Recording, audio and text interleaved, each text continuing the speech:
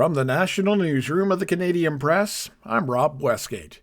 Prime Minister Mark Carney is expected to spend part of today in Norway, where he'll be meeting with that country's Prime Minister. Carney will first meet with some Canadian athletes competing in the International Ski Federation Nordic World Cup.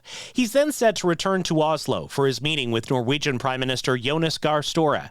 It's expected to focus on foreign investment, clean energy, critical minerals, aerospace, and artificial intelligence. The two leaders are also likely to talk about global energy security as the war in Iran continues disrupting supply chains. Jason White, the Canadian Press. The war in the Middle East is putting a fresh layer of uncertainty on the Bank of Canada's forecast, with an interest rate decision set for the coming week. Global energy price spikes are already hitting the gas pumps in Canada, and economists expect rising costs will filter into inflation data in the months ahead.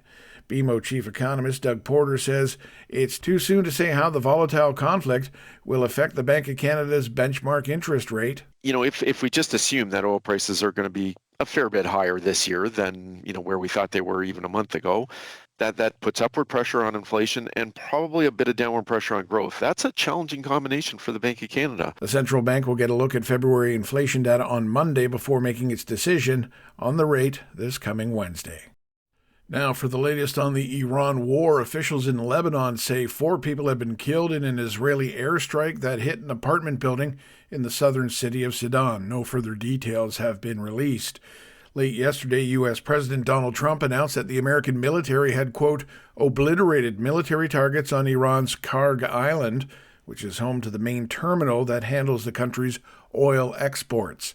The Speaker of the Iranian parliament had previously warned that such strikes would provoke a new level of retaliation. And finally, back home, a new cafe on Montreal's Saint-Hubert Street is hoping to give patrons a taste of Quebec independence. With an espresso bar, a small stage, and a conference room, Club Pays is ready to become a sovereigntist hub in the city.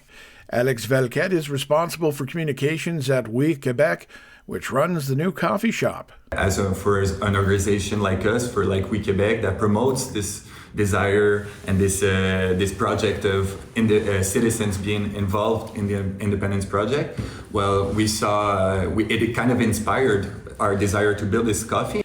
Now, the operators of Club Pays say their own spot will be the first of its kind, showcasing how millennials and Gen Z are adopting the independence movement amid renewed promise for a referendum. This is the Canadian Press. In sports, starting off with the Raptors, Canadian R.J. Barrett had 22 points, including 9 in the fourth quarter, as Toronto rallied past the Phoenix Suns 122-115. The Mississauga, Ontario native also had 6 rebounds and 5 assists, as the Raps earned a critical win in the Eastern Conference standings. Now checking in with the Toronto Blue Jays in preseason action, the Jays beat Minnesota 6-1. Dalton Varsho hit 2 homers and drove in 5 runs. Over to the NHL, the Toronto Maple Leafs captain Auston Matthews will be missing the rest of the season after suffering a torn knee ligament in Thursday's game against Anaheim. Matthews will be re-evaluated in 2 weeks. Toronto has slipped to 14th place in the Eastern Conference standings. Meanwhile, the league is handing a 5-game suspension to Ducks defenseman Radko Gudas for his knee-on-knee hit to Matthews.